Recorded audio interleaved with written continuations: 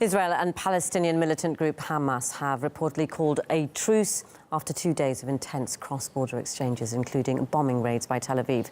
The violence has claimed 24 lives in Gaza, among them civilians, and 4 people were killed in Israel.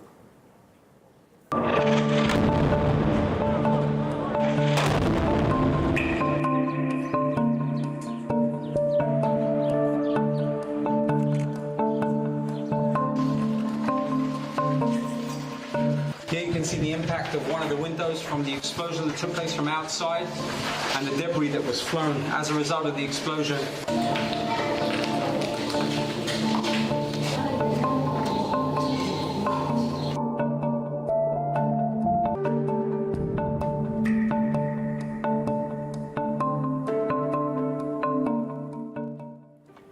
Palestinian militants began their missile bombardment from the Gaza Strip on Saturday morning. Several residential areas were hit, mostly in the south of Israel. The Israeli Air Force targeted multiple sites in Gaza in retaliatory strikes. RT's Paula Sleer has more details. We have heard an announcement from the Israeli army that it is lifting all restrictions for residents of the south of Israel who live within a 40-kilometer radius of Gaza. Now, this does confirm that the truce that was brokered at around 4:30 Monday morning is holding up.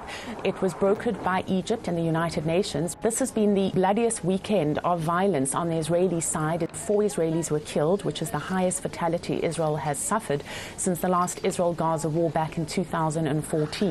But on the Palestinian side, 24 Palestinians were killed, including a pregnant woman and a child.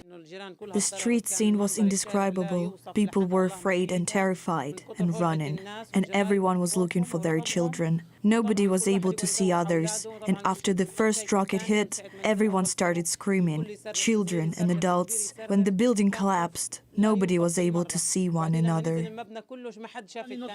I leave it to those bigger than me, to the generals that know the situation, to do what they know, and all we can do is to cross our fingers and that they will succeed. We're not calm anymore. We do trust the army. We do hope Benjamin Netanyahu will take care of it, but we are really worried from the rockets. Now, overnight, bomb shelters were opened here in Tel Aviv, which is some 80 kilometers from the Gaza border, after Hamas threatened that it would target the city. Hamas also published in Hebrew the coordinates of those sites in Israel it planned to attack, and these included Ben Gurion International Airport and also Dimona, where Israel is believed to house its nuclear arsenal, although this, of course, has never been confirmed by the Israeli side. Late last night, the Israeli Security Cabinet wrapped up with the Israeli Prime Minister Benjamin Netanyahu saying that the Israeli army would keep up its attacks.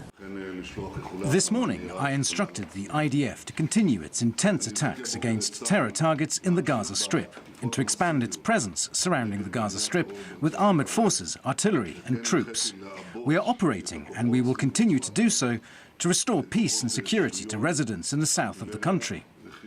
Now, the next 2 weeks are very busy on the Israeli calendar. They include the Israeli Memorial Day, the Independence Day, the 1-year anniversary of America moving its embassy from Tel Aviv to Jerusalem, Nakba Day, which is commemorated by the Palestinians, and all of this culminating in the largest song festival, Eurovision, on the 14th of May. Many Israelis I speak to say that they believe the Israeli Prime Minister did not go ahead with a full-scale invasion of Gaza because he doesn't want to detract from the 20,000 visitors who are expected to descend on Israel for this major show, which is a big highlight on the international calendar. Journalist Rami Al-Meghari and political analyst Mitchell Barrett gave us their conflicting views on the latest escalation between Israel and Gaza. The Israeli response is always disproportionate vis-à-vis Palestinian rocket fire. Israeli attacks on the Palestinians are very destructive and very ruining for the population. High-rises are being reduced into rubble. People in the streets are being hit while they are on motorcycles or while they are on cars, even on the ground in the fields, including mothers and their toddlers. Both the Hamas and Islamic Jihad are excellent in using human shields of, launching their operations from schools and from apartment buildings and from civilian centers, and hoping that the Israelis will not retaliate or that the Israelis will be concerned with possible civilian casualties. Every civilian casualty is certainly a tragedy, but the State of Israel has to protect its citizens and has to protect its borders, and for that, some very, very serious measures are being taken against the military infrastructure in Gaza.